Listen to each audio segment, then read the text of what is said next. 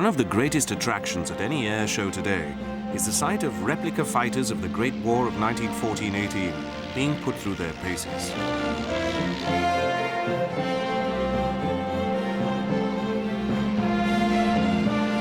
For if aerial combat has ever had any romance, it was in the skies over France and Flanders 80 years ago.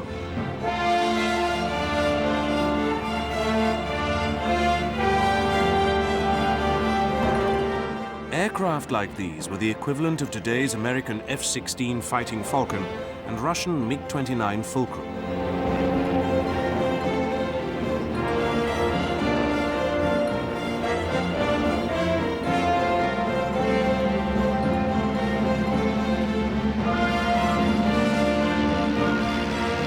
The only differences are that during 1914-18, aircraft fought each other at a fraction of the speeds of today's fighters, and the human eye was the only way of spotting a hostile aircraft and engaging it.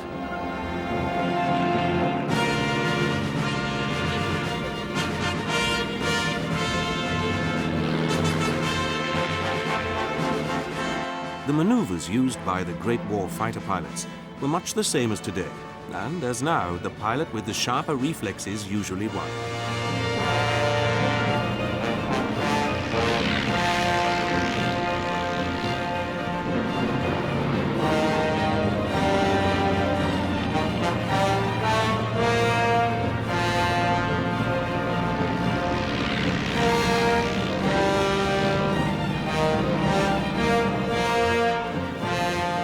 Yet the earliest military aircraft were seen merely as another reconnaissance tool, with no expectation that they would fight one another.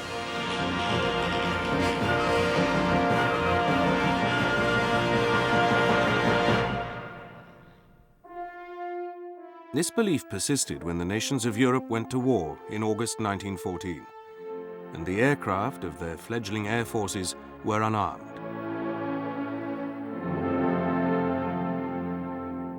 True, the Americans had experimented with arming aircraft with machine guns and bombs, but no one took these trials seriously.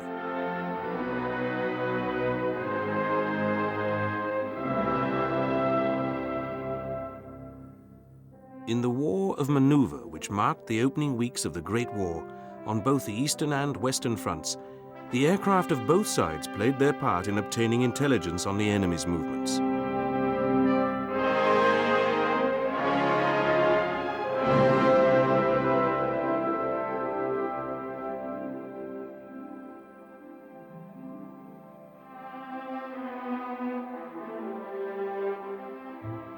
However, the need to prevent opposing aircraft from spying on the armies soon became apparent. Early British ace Lano Hawker armed himself with a rifle to shoot down German scouts. Other pilots used bombs and grenades.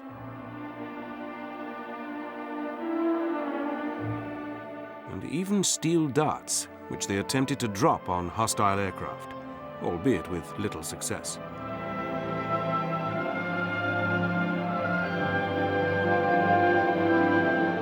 The first recorded instance of a successful air combat was on the 25th of August 1914, when the crew of a British BE-2A pursued a German reconnaissance machine with rifle fire, forcing the crew to make an emergency landing and abandon their aircraft.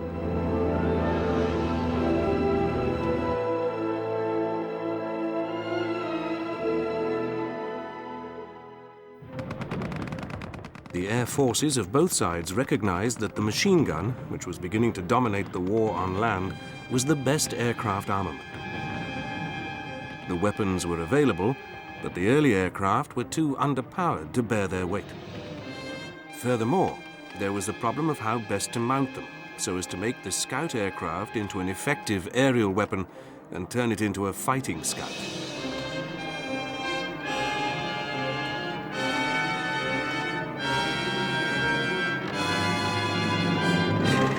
The aircraft in service were of three types: the monoplane and biplane tractor aircraft with the engine mounted in the front, and the biplane pusher with the engine behind the pilot.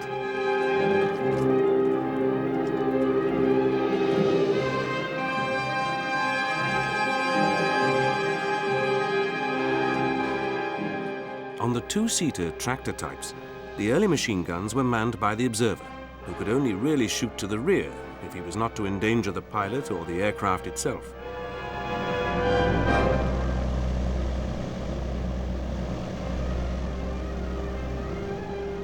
On single-seaters, the machine gun was mounted obliquely on the side of the fuselage.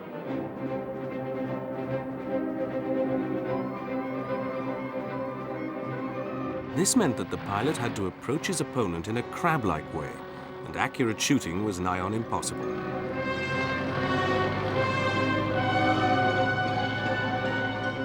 Another option was to mount the gun on the upper wing, but again it was difficult to shoot accurately, and sophisticated mountings were needed to enable the pilot to reload and cure mechanical stoppages while in flight.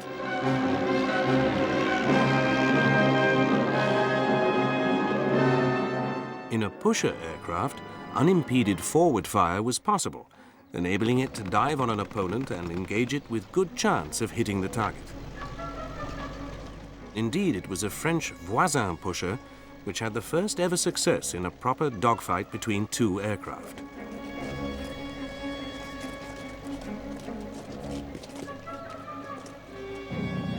Sergeant Joseph Franz and his observer, Corporal Louis Queneau, intercepted a German aviatic on the 5th of October 1914 and sent it down in flames.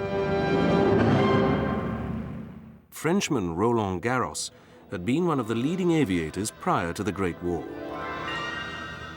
The principal French fighting scouts during the winter of 1914-15 were the Morane-Saulnier monoplanes, and Garros flew one of these. He managed to find a way of fitting a proper forward-firing machine gun on a single-seat tractor without the danger of damaging the propeller blades. Garros's solution was to fit steel deflectors on the blades. These took care of the 10% of bullets striking them. Garros fitted this system to his Morane-Saulnier. In April 1915, using this system, he shot down 3 German aircraft in quick succession. But then German anti-aircraft guns got him and he was made prisoner.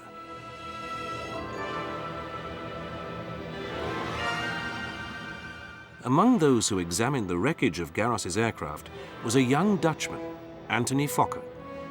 He had set up a successful aircraft company in Germany prior to 1914 and remained there after the outbreak of war, producing aircraft for the Imperial Air Service.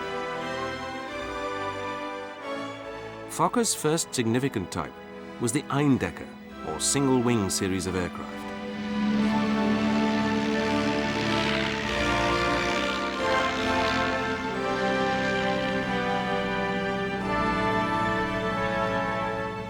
The Eindecker was similar in performance to the Morane-Saulnier series. Both types had a top speed of just under 90 miles per hour and a ceiling of just over 11,000 feet.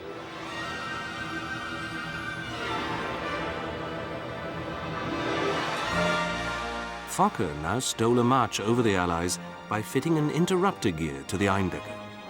This synchronized the fire of the machine gun with the sweep of the blades, enabling the bullets to pass between them. The result was that by the autumn of 1915, in what became known as the Fokker Scourge, the Eindecker became master of the skies over France and Flanders.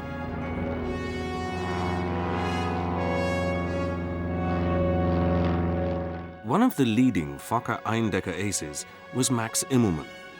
Dubbed the Eagle of Lille by the German media, he was the inventor of the Immelmann turn. This became a standard maneuver for getting quickly behind an opponent and shooting him down. Serving in the same squadron as Immelmann was another ace, Oswald Boelcke. Like Immelmann, he was the holder of Germany's highest bravery award, the Pour le Mérite, nicknamed Blue Max after Immelmann. Boelcke drew up rules for air fighting which still have relevance today. Seek the advantage before attacking. Attack from the rear and, if possible, place the sun at one's back. Once attacking, carry it through. Keep the opponent in sight and fire only at close range. If attacked from above, turn and meet the adversary. over enemy territory. Never forget the line of retreat. In February 1916, the Germans mounted a major offensive in the Verdun area of France. The battle here would drag on for most of the year, with both sides suffering appalling casualties.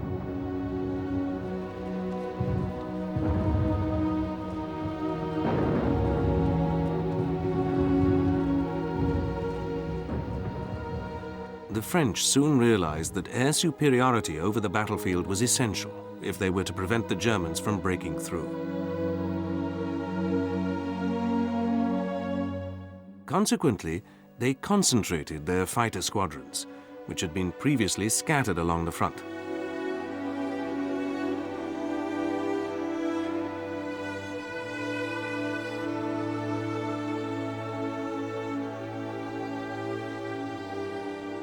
At the same time, they introduced two new fighter aircraft, the Nieuport 17 and the Nieuport Bébé.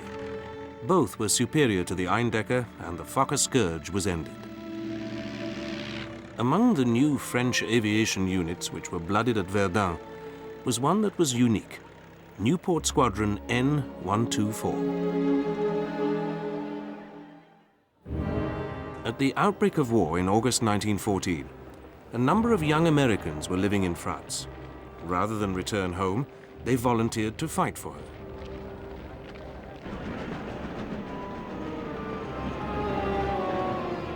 They joined the French Foreign Legion and saw extensive action that autumn.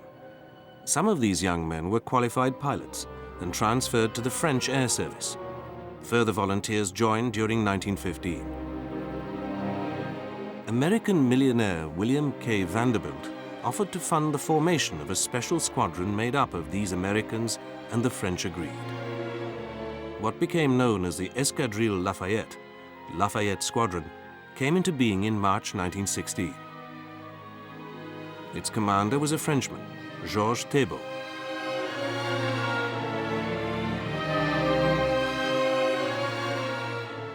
After the war, he would become the French air attaché in America.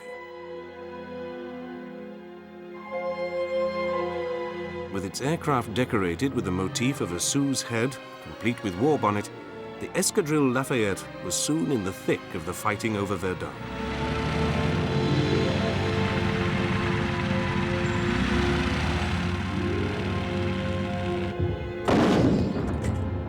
In the summer of 1916, the British launched an offensive in the Somme sector of northern France.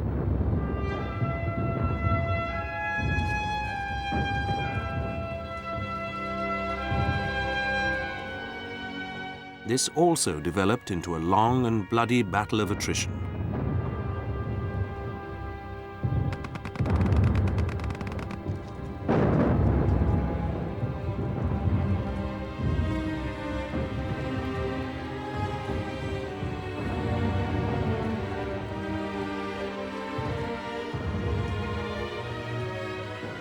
The Royal Flying Corps had single-seat DH-2 pushers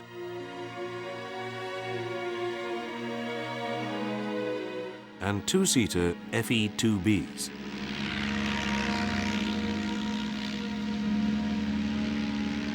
With these two aircraft, they achieved air superiority over the battle area on the eve of the offensive.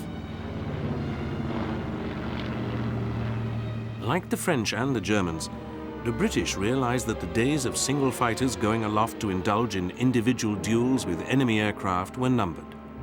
Gradually, formations of aircraft were deployed instead.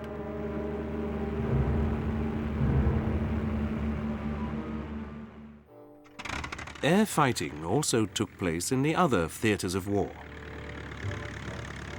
On the Eastern Front, Russian aircraft, many of them French types manufactured under license, dueled with German and Austrian. Some of the Russian pilots trained in Britain and France. A few French pilots flew in Russia.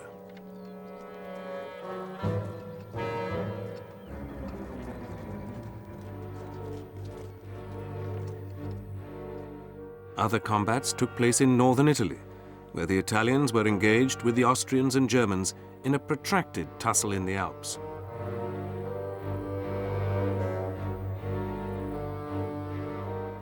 Aircraft 2 operated in the Middle East, where the British were intent on driving the Turks out of Palestine and Mesopotamia.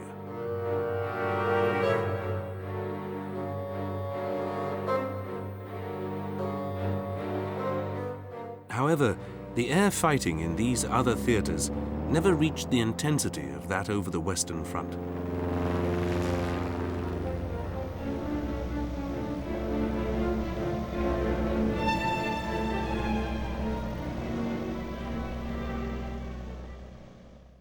In the autumn of 1916, the pendulum swung back once more in favor of the Germans. This was largely thanks to the appearance of the Albatros D series, with their twin machine guns and top speed of nearly 110 miles per hour. It was the British who first felt this in the spring of 1917, when they launched an attack at Arras in northern France. Their aircraft suffered so severely at the hands of the Germans that they termed this period Bloody April. One German pilot who made his mark at this time was a former cavalry officer, Baron Manfred von Richthofen. Both Boelcke and Immelmann had lost their lives the previous year, and von Richthofen now became the leading German ace.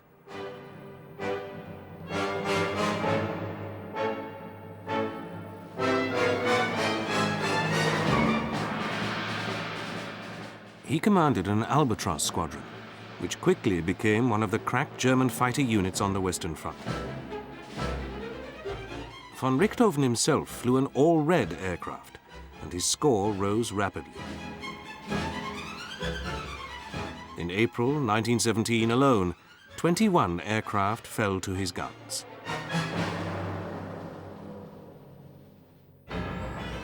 But that summer, the British and French received new aircraft, which helped to restore at least air parity.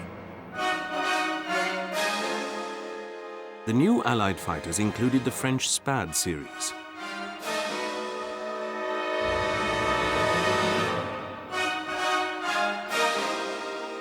These aircraft could reach speeds of up to 130 miles per hour and climb to 6,500 feet in under 5 minutes.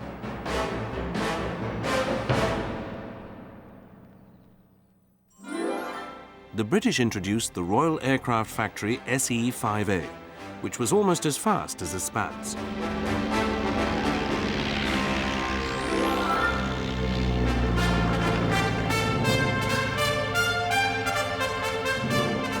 But the SE-5 could operate at higher altitudes than the Spad, having a service ceiling of 17,000 feet, which was considered very high in those days.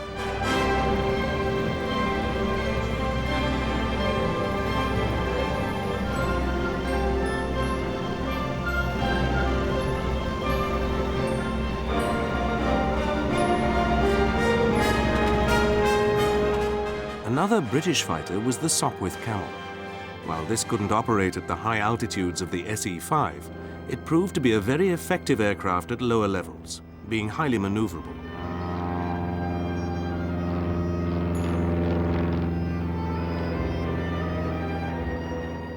The British also introduced a very effective two-seater, the Bristol F-2B fighter, or Brisfit as its crews called it.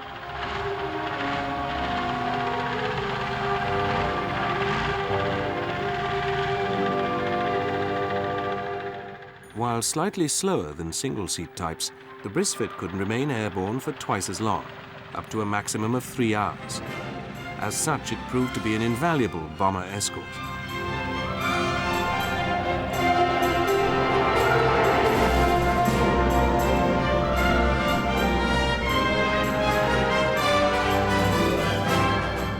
A lone fighter pilot was always chary of taking on a two-seater, because of its ability to fire in almost all directions.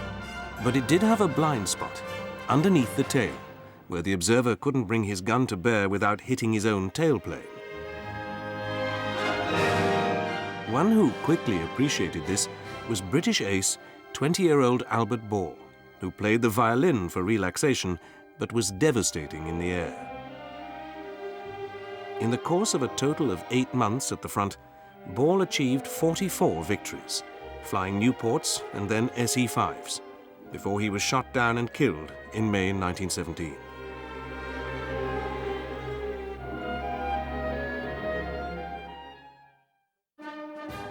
France's equivalent to Ball was the slightly built Georges Guynemer. Like Ball, Guynemer was shy and diffident on the ground, but a killer in the air. He survived being shot down no less than 7 times before finally meeting his death in combat in the autumn of 1917.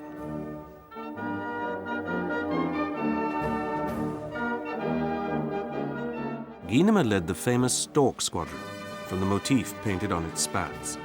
This became the top-scoring French fighter unit. The German counter to the new Allied fighters was to concentrate their planes in what became known as flying circuses. The circuses comprised up to 4 squadrons and could sometimes put as many as 60 aircraft into the air at once, which gave the Germans the ability to achieve local air superiority through numbers alone.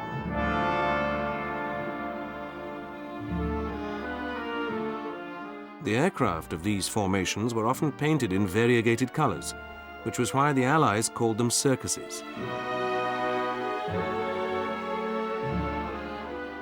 The most famous of the flying circuses was that led by Baron Manfred von Richthofen.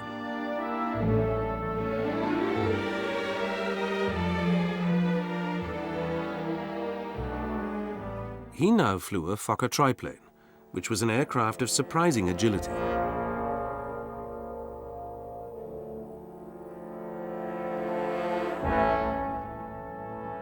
Like his Albatros, this plane was all red in color and gave von Richthofen his nickname, the Red Baron.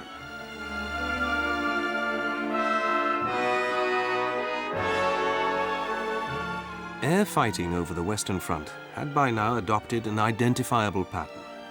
Much of it would be triggered by slow-flying artillery spotting and photographic reconnaissance aircraft, like the British RE-8. These would invariably have a fighter escort because of the importance of their work.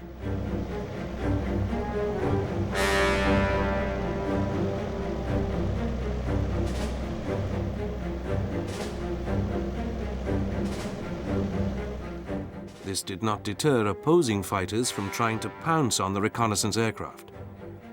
But high above would be the equivalent of today's combat air patrol, which would plunge into the attackers, but sometimes would itself be engaged by the opposing cap. The resultant battle would take place at varying altitudes. Once the initial attacks had been made, the formations would break up into a series of individual duels, with each aircraft trying to turn inside its opponent so as to make it a good target.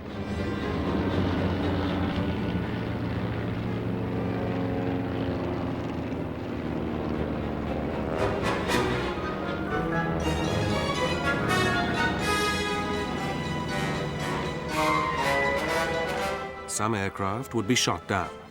Others would be driven down and forced to hedge-hop to safety.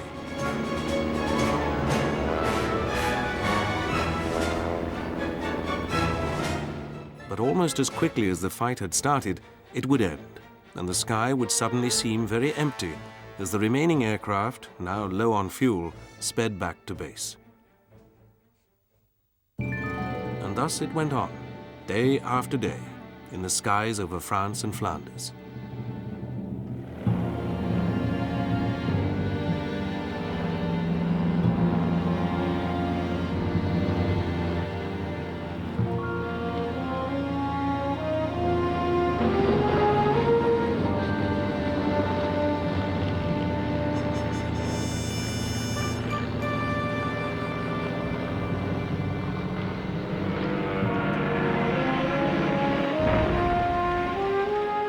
In April 1917, however, came a dramatic new development.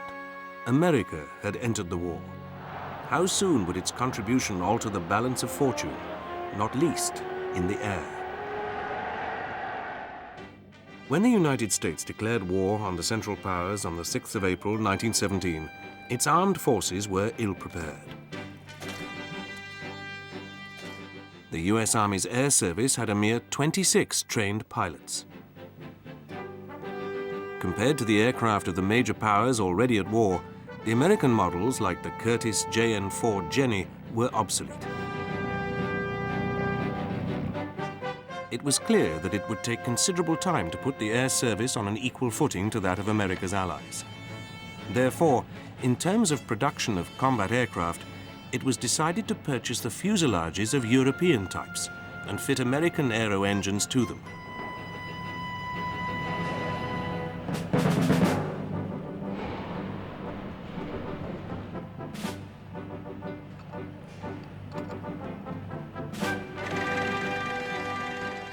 Training schools for would-be aviators were set up in America, but it was to be some months before they were properly established.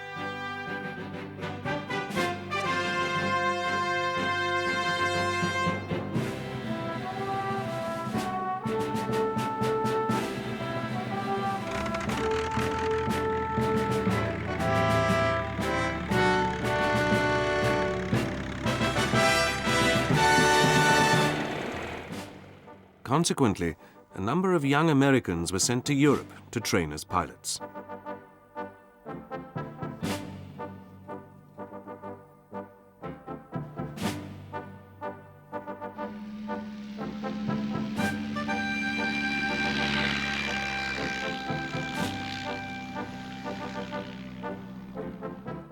Others, impatient to get into the war, joined the Lafayette pilots already flying with the French Air Service. Indeed, this group had now become officially known as the Lafayette Corps, with its members flying not just in the Escadrille Lafayette, but in many other squadrons as well.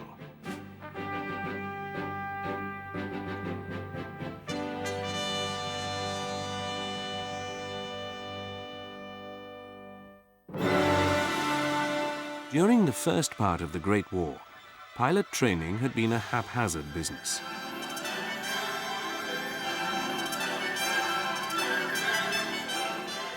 In Britain, for instance, students were expected to gain a civilian pilot license before venturing onto service machines. But the aircraft in which they learnt to fly were often old and rickety.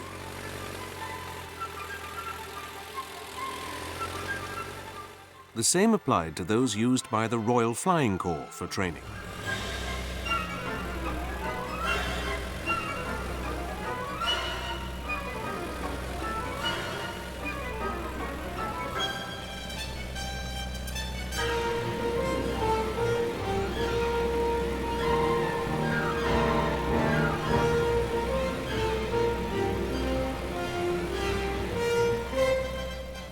Not surprisingly, accidents were frequent, and many would-be combat pilots did not survive long enough to gain their coveted wings. British student pilots wrote off so many aircraft that their instructors nicknamed them Huns, since they destroyed as many aircraft as the Germans did in combat.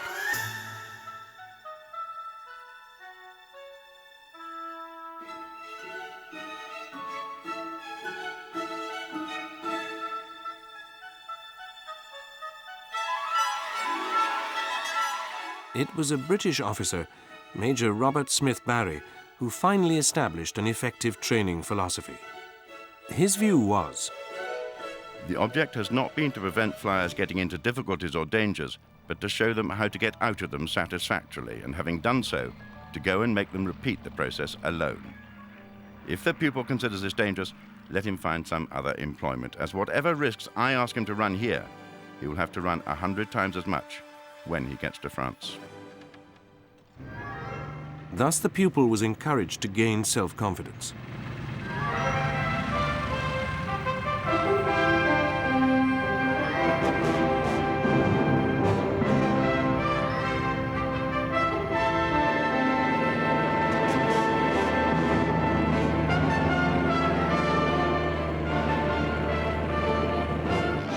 He was helped in this by the introduction of a reliable trainer, the Avro 504, which was tough enough to withstand clumsy handling.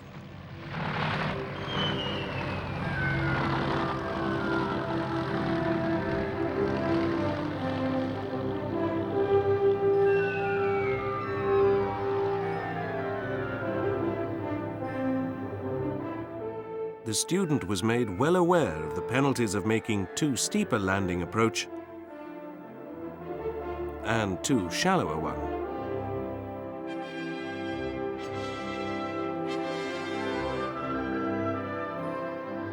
This enabled him to perfect the ideal landing.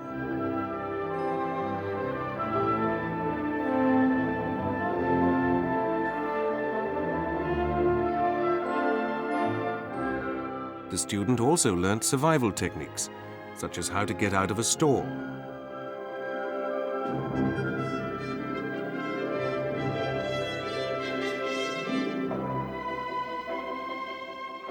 and to perform a controlled rather than uncontrolled spin.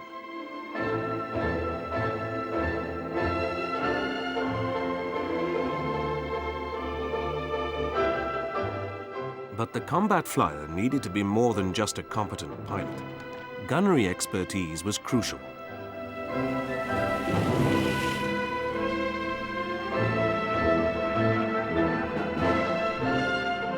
The pilot had to understand how his machine guns operated.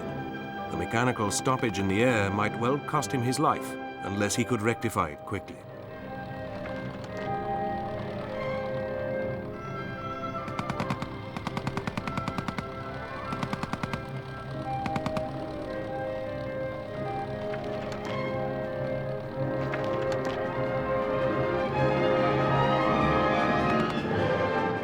Many pilots and observers loaded their own ammunition belts and magazines to avoid misalignment of the rounds in the chamber, a common cause of stoppages. As for shooting itself, ingenious systems were devised to enable pilots to learn to shoot accurately while in flight.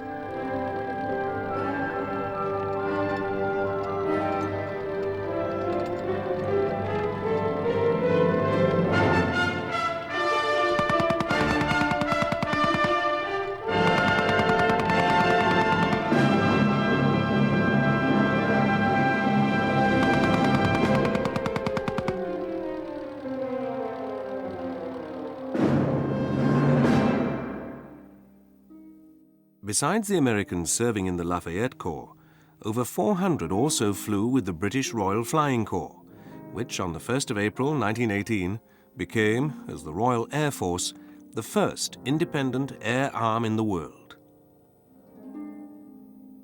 It was in the spring of 1918, at the height of more desperate fighting as the Allies strove to turn back 5 successive German offensives, that the American pilots serving with the British began to be sent to France.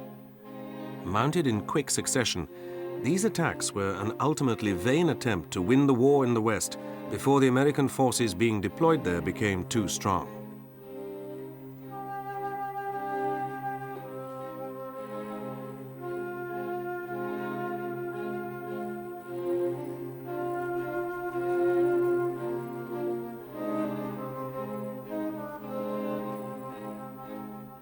The new fighter pilot arriving at the front first had to learn the lie of the land. This meant flights on his own side of the lines to familiarize himself with landmarks, which would enable him to navigate with confidence.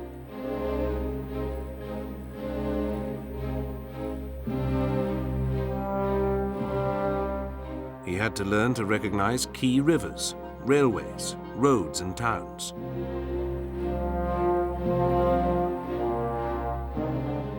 The next task was to learn to fly in formation with his flight. By 1918, the basic British formation consisted of 4 to 6 aircraft in a V-shaped formation, with the flight commander, recognizable by the streamer attached to his aircraft at the point of the V, and a plane protecting the rear by weaving behind it. Air-to-air radio did not exist in those days, and the flight commander attracted the attention of his flight by waggling his wings, and then hoping that the other aircraft would conform to his maneuvers.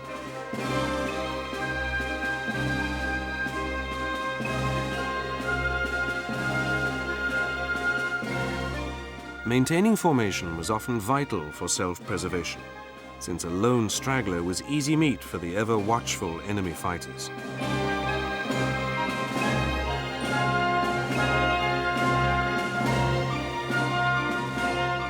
The fledgling pilot would now be ready for combat, but he was at his most vulnerable during his first few operational flights.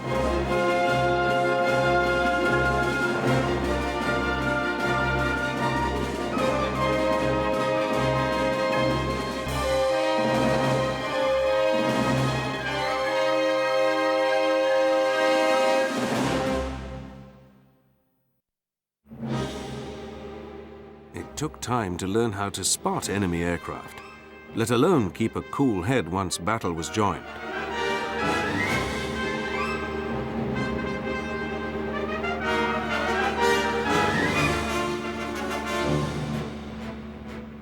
The bulk of the aircraft shot down on both sides were by just a small proportion of the pilots, the aces.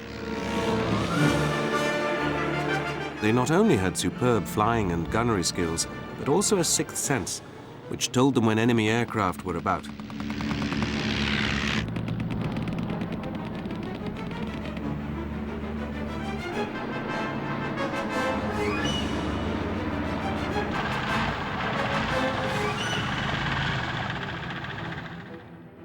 In the summer of 1918, Manfred von Richthofen's flying circus was still prominent on the German side. The Red Baron himself had continued to add to his score.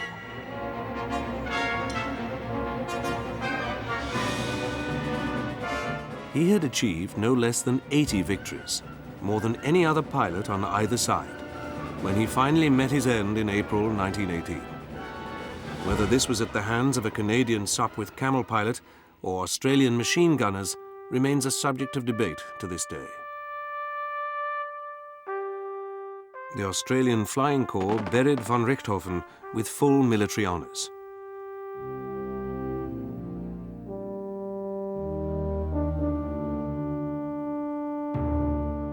After the war, his body was returned to Germany, where he was given a state funeral.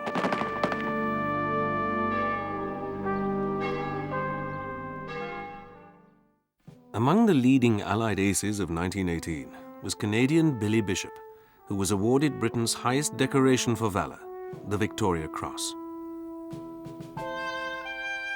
Bishop would finish the war with 72 victories to his credit.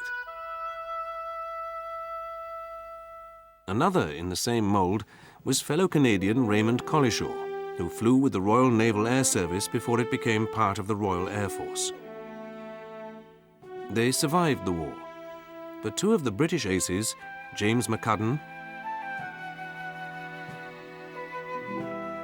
and Mick Mannock, both of whom had risen from humble origins, were killed during the summer of 1918. Both were awarded the Victoria Cross. The French could boast of the irrepressible Charles Nungesser, who survived 3 years of combat flying, including numerous wounds and crashes, and achieved a score of 45 victories.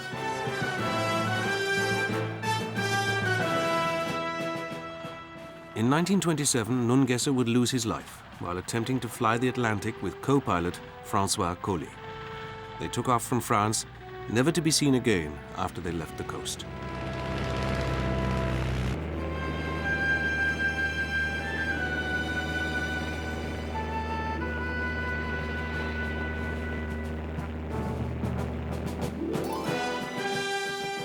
In contrast, René Fonck was never touched, and indeed seldom had a bullet hole in his machine at the end of a combat mission. Even so, he shot down 75 enemy aircraft. The Americans too had their aces.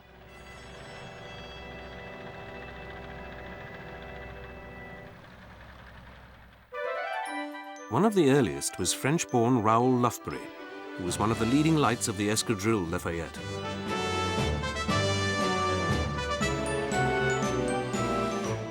In February 1918, many of the Lafayette flyers were transferred to the US Air Service in France, and Lufbery was appointed to command the 94th Aero Squadron, which became known as the Hat in the Ring from its motif. Lufbery taught his inexperienced pilots all he knew about air fighting and led from the front. Sadly, on the 19th of May 1918, he was shot down in flames, having achieved 17 confirmed victories.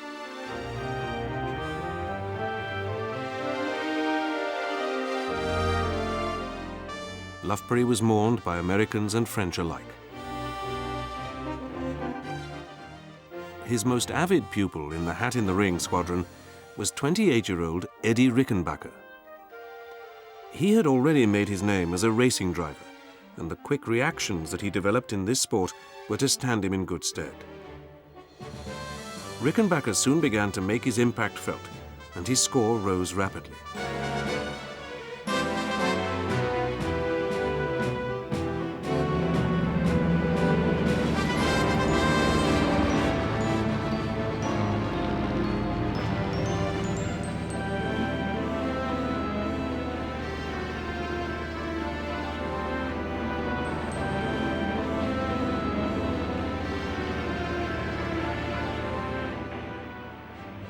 He would finish the war as the top American fighter pilot, with 26 confirmed kills. Later, Rickenbacker was to become a leading light in American civil aviation.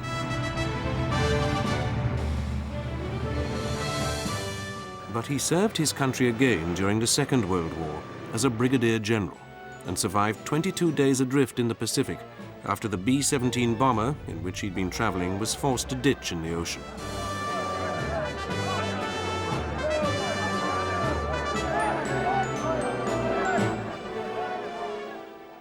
Some Lafayette flyers, like Frank Bailey's from Massachusetts, preferred to remain with their French comrades in arms. He himself flew with the famous Stork Squadron, but was killed in June 1918.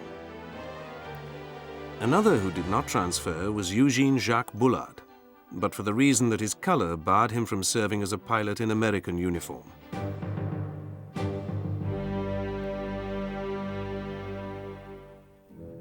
As 1918 drew on, with no let-up in the intensity of the fighting in the air, the majority of fighter pilots continued to play their part in supporting the aces.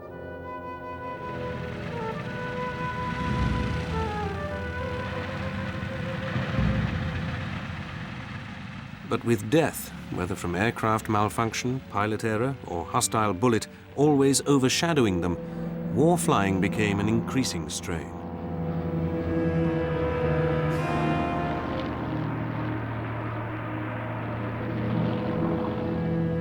By 1918, the average life expectancy of a fighter pilot on the Western Front could be measured in weeks.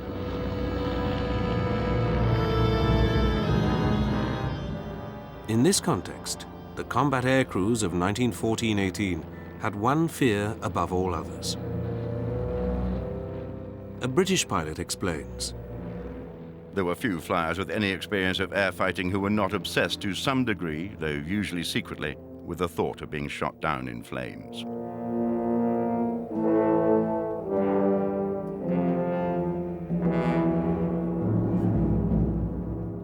The fear was magnified because air crews were not issued with parachutes until the spring of 1918, and then it was the Germans only.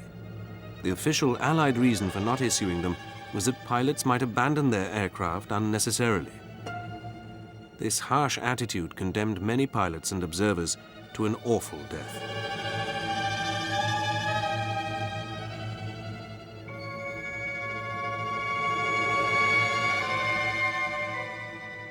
The physical exhaustion of war flying, especially at higher altitudes and with no additional oxygen available, also played its part.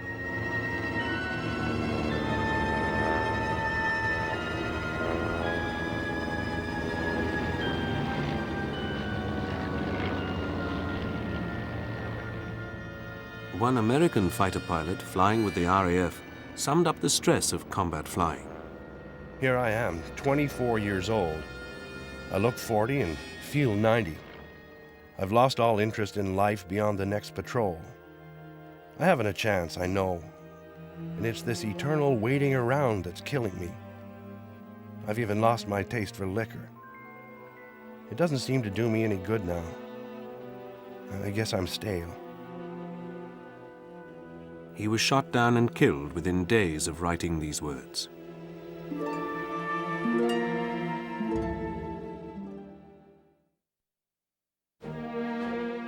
Yet the authorities did become aware of the stresses placed on the Great War fighter pilot.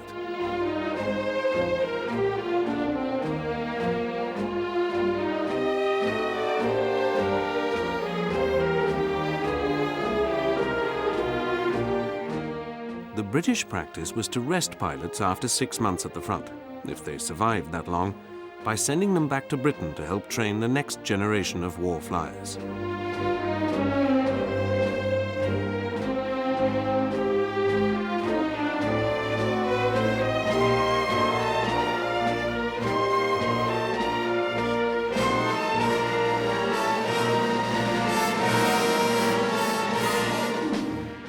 Squadron commanders too kept a close watch on their pilots for telltale signs of strain.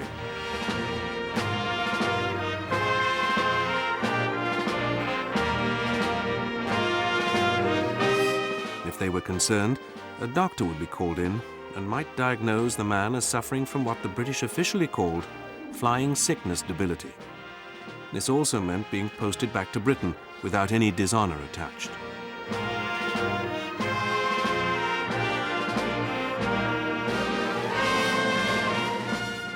But those who flew also realized how much they were dependent on the ground crews, from the fitter and rigger who looked after their individual aircraft to those who worked in the repair shops.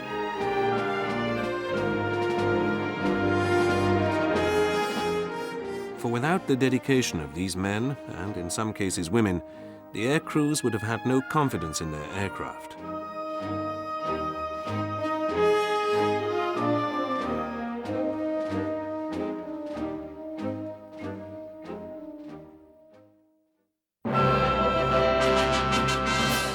Fokkers, Pfalzes, Nieuports, Spads, SE-5s and Camels continued to scrap in the skies until the very end of the war in Europe.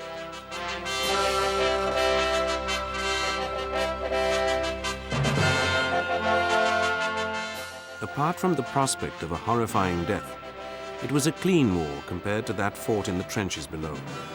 Some have likened its conduct to the chivalry displayed by the knights of the Middle Ages.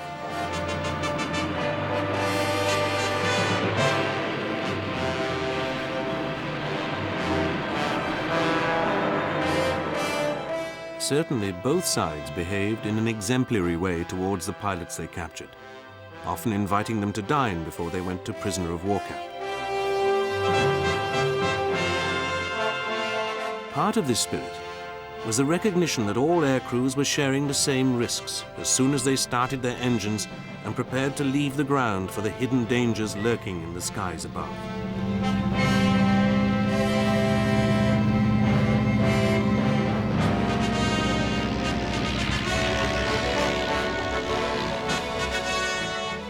The aces of both sides were treated by the media like today's international show business celebrities. They were seen as supermen, and their deeds still thrill those alive today.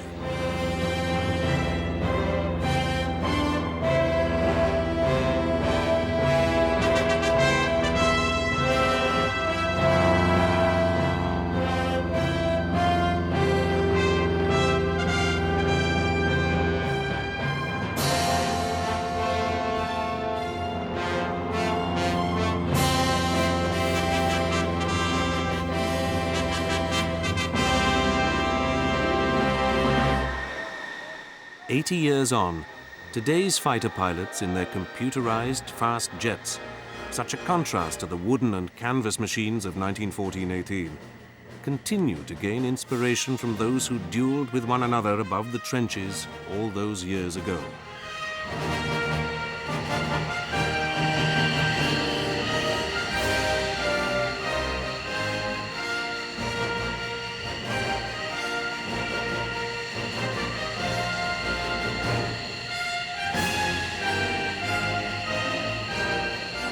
For the basic techniques of air combat, as laid down by Oswald Boelcke in 1915, still apply today.